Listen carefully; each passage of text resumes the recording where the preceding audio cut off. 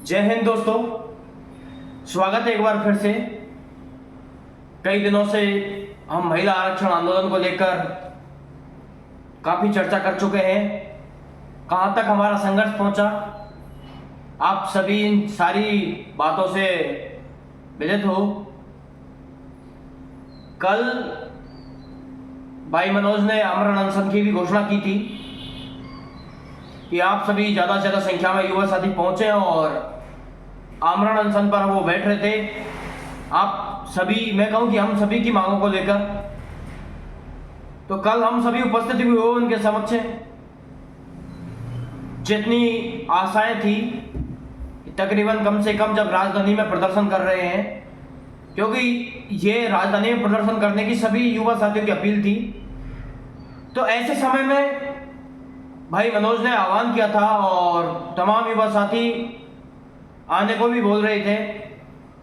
लेकिन जब जवाहर कला केंद्र के पास जो विधायक आवास है वहां पर हम पहुंचे, मुश्किल से 50-60 युवा साथी, जो भी कोई कभी आया और कभी निकल गया, पता ही नहीं चला। दोस्तों, मैं आप सभी से कहना चाहता हूं,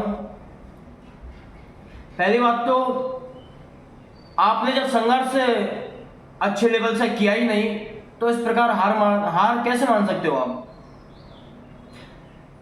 आप हार मान भी सकते हैं खैर, क्योंकि जो संघर्ष करते हैं वो हार नहीं मानते हैं, और जो संघर्ष नहीं करते हैं, घर बैठे बैठे सोशल मीडिया पर सिर्फ कमेंटें करते हैं, वो हार मानना उनका लाजमी है। कुछ आप सभी के सवाल थे, मैं काफी दिन से जवाब नहीं दे पा रहा था। इस कड़ी में मैं आज कुछ सवालों पर चर्चा करूंगा। सबसे पहला सवाल था जो काफी दिन से आ रहा था कि जयपुर प्रदर्शन क्यों नहीं कर पा रहे हैं। तो दोस्तों, आप सभी को पता है, तमाम नेतृत्वकर्ताओं ने, आला कमान के तमाम, मैं कहूं कि अधिकारी नेताओं से बात करने के बावजूद परमिशन हमें नहीं मिल पाई। हालांकि परमिशन की विद्याधर नगर, जो तकरीबन मैं कहूं कि जयपुर से बाहर की कंडीशन है, वो वहां पर युवा साथी पहुंच भी नहीं सकते थे, तो वहां भीड़ नहीं हो पाती, आंदोलन हमारा और बुरी तरह से दब जाता, इसलिए वहां की परमिशन ली भी नहीं। और जिला स्तर का एक अच्छा मार्ग मैं कहूं कि सजेस्ट किया था। जिला स्तर पर प्रदर्शन लगातार जारी थे, कहीं हुए, मतलब जहां भी हुए बहुत बड़ी तरीके से हुए। उनका भी एक दौर समाप्त होना था, समाप्त हुआ भी। और जहां कहीं नहीं हो पाए, वहां युवा साथी अभी भी प्रयासरत हैं। बहुत जल्द कंप्लीट सभी जिला स्तर पर प्रदर्शन कर लेंगे। इसके बाद में आज जब आपसे मैं कहूं कि विगत कल आपसे आह्वान किया गया था कि कल आप सभी जयपुर पहुंचे, तो आपकी जिस तरह की कंडीशन थी, देखो स्पष्ट कह दूं मैं आपसे, जब भी कभी फॉर्म भरे जाते हैं थर्ड ग्रेड भर्ती के अंतर्गत, तो युवा साथियों की संख्या लाखों में होती है, तैयारी करने वाले लाखों में होते हैं, जॉब हजारों में लगती है। लेकिन जब संघर्ष की बात आती है तो 100, 50, 200, 500, इतना क्यों, इतनी कम जनसंख्या क्यों आपकी, इतना कम संख्या बल क्यों आपका? क्या आप संघर्षशील नहीं हो? क्या आप अपने खुद के हक के लिए लड़ाई नहीं लड़ सकते हो? आखिर ऐसा रीजन क्या है जब आप लड़ने के लिए तैयार नहीं हो पा रहे हो? सरकारें तो ऐसे नियम निकालेंगी। मैं आपसे पूछना चाहता हूं, अभी महिला आरक्षण 30% से बढ़ाकर 50% किया है, हालांकि उन्होंने घोषणा की थी। जब सरकार 30% से 50% बढ़ाया, तब आप कुछ नहीं बोलोगे। इसके बाद में आने वाले समय में, जैसे 2-3 साल में, यदि इसके पॉजिटिव परिणाम निकले, कि आगे सरकार ऐसे सोचे कि भाई पॉजिटिव परिणाम निकले हैं और बच्चे अच्छा पढ़ भी रहे हैं, पॉजिटिव रिपोर्ट आ रही है, तो कहीं सरकार ने इस प्रकार का कदम बढ़ा दिया कि 50% किया गया था रिजर्वेशन, उसको आगे बढ़ाकर 80% किया जा रहा है, तब आप क्या करोगे? ऐसे बैठे रहोगे? 100% कर दिया, तब क्या करोगे आप? ऐसे बैठे रहोगे? अपने हक की लड़ाई लड़ना सीखो। समय किसी के भी पास नहीं होता है। वैकेंसी अभी ऐसा है नहीं कि 1-2 महीने में आ रही हो। तो आप सभी जब अब जागृत नहीं होंगे अब नहीं लड़ेंगे तो और कब लड़ेंगे? इसके बाद में एक नेक्स्ट क्वेश्चन था कि यहाँ पे मामला कोर्ट में क्यों नहीं ले जा रहे हैं। तो दोस्तों, ऐसी उम्मीद नहीं थी मुझे कि आप इस तरह के क्वेश्चन पूछोगे, क्योंकि जब वहां पे महिला आरक्षण के बारे में आपको पता ही नहीं है तो फिर इस तरह के कमेंट क्यों? हाई कोर्ट में या फिर सुप्रीम कोर्ट में, किसी भी कोर्ट में जब मामला पहुंच जाते हैं तो उससे पहले घोषणा के बाद में बिल पारित होता है विधानसभा से। आपको अभी तक यही पता नहीं है कि विधानसभा से पारित नहीं हुआ बिल या हो गया। बताओ कितनी शर्मिंदा वाली बात है। मैं कहूं, आप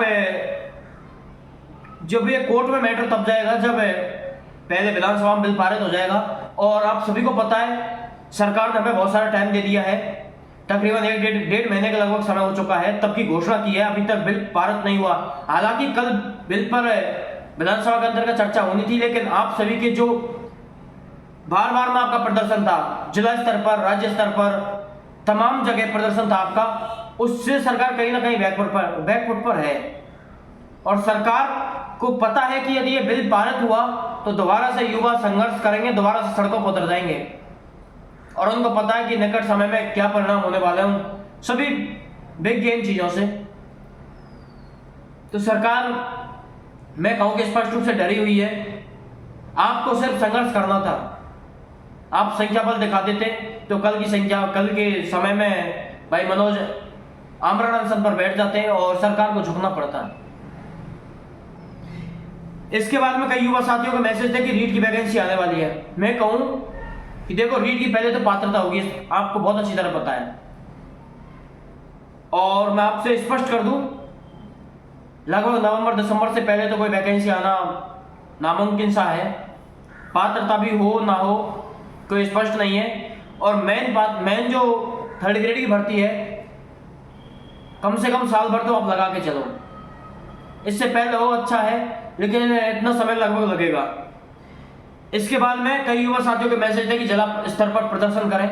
हालांकि जिला स्तर पर प्रदर्शन काफी कर चुके हैं, जगह पर पॉजिटिव परिणाम रहा, सकारात्मक परिणाम रहा। और आगे भी जहां नहीं हुए वहां युवा साथी प्रयासरत हैं, प्रदर्शन कर रहे हैं। इसके अलावा एक बात और निकलकर सामने आ रही है कि अब सोशल मीडिया पर युवा साथी एक्टिव क्यों नहीं है। मैं आपसे कहना चाहता हूं, आप जहां आपको जगह बताई जाती है आप नहीं आते। हालांकि आपका हक था, आप खुद का संघर्ष था, हमारा स्वयं का संघर्ष था, हम सभी को आना चाहिए था। हम नहीं आए, कोई दिक्कत नहीं, लेकिन जब घर पे बैठे हुए हैं तो कम से कम सोशल मीडिया पर ट्रेंड तो चलवा सकते हैं। ट्विटर ट्रेंड होना, मैं कहूं कि समस्त सरकारों तक पहुंचती हैं चीजें, सभी के पास पहुंचती है, मीडिया के पास भी पहुंचती हैं। तो आज से हम रेगुलर बेसिस पर जब भी समय मिलेगा, रात में कहूं कि तकरीबन 8 बजे का अपन टाइम रख लेंगे, सभी ग्रुपों में मैसेज पहुंच जाएगा। और आप सभी से हाथ जोड़कर निवेदन है, जो भी ट्विटर ट्रेंड हो जिस दिन का, उस दिन प्रत्येक व्यक्ति अपनी जिम्मेदारी समझते हुए सभी तक उन ट्रेंडों को पहुंचाएंगे। जो ट्विटर ट्रेंड का लॉगो होगा उसको सभी तक पहुंचाएंगे और सभी को सूचित करेंगे ट्विटर ट्रेंड करवाएं। इससे क्या है कि हमारा आंदोलन दबेगा नहीं, आंदोलन की आवाज हमेशा बढ़ती रहेगी और सरकार को भी पता चल जाएगा कि, क्योंकि वैसे ही सभी जगह से जिला कलेक्टरों के माध्यम से, एसडीएमओ के माध्यम से सरकार तक मैसेज लगातार पहुंच रहे हैं। सरकार बिल्कुल बैकफुट पर है और मैं कहूं कि आपका संख्या बल होता तो सरकार अब तक इस फैसले को बदल चुकी होती।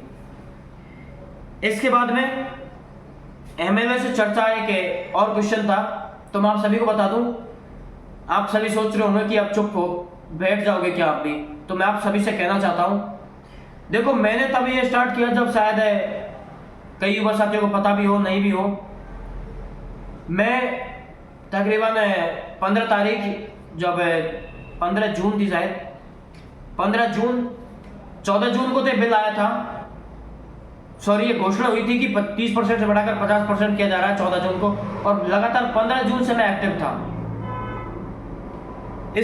जब मैं ऐसे समय में था कि बिल्कुल प्रदर्शन के मतलब जब कोई भी युवा साथियों को लगभग पता भी नहीं था कि आगे करना क्या है, उस समय से मैं एक्टिव था। तो अब जब तक हम जीत नहीं जाएंगे, मैं तो देखो हार मानने वाला नहीं हूँ। आप कहीं भी मुझे बोलोगे कि भाई यहाँ पे आना है विशाल भाई, आपको यहाँ आना है, यहाँ आपको प्रदर्शन करना है, मैं बिल्कुल हाजिर रहूंगा, क्योंकि देखो ये मेरे हक की बात है, आप सभी के हक की बात है। इसलिए मुझे तो जहाँ आप सभी का आदेश होगा मैं जरूर पहुंचूंगा। आप चाहे राज्य स्तर पर मुझे बुलाओ, चाहे जिला स्तर पर, जहाँ आप चाहो, मैं तो बिल्कुल देखो तैयार हूँ, क्योंकि हमारा हक है। और जब हम हमारे हक के लिए नहीं लड़ेंगे तो और लड़ने वाला कौन आएगा। इसके बाद में आगे की रणनीति जो बना रहे थे उसके बारे में विस्तृत चर्चाएं नेक्स्ट सेशन में कर लूंगा, सभी को विस्तार से बता दूंगा। और सभी से हाथ जोड़कर निवेदन करना चाहता हूं, कुछ समय का, ये कुछ चुनिंदा समय है, बचा हुआ समय है, इसका सदुपयोग कीजिएगा।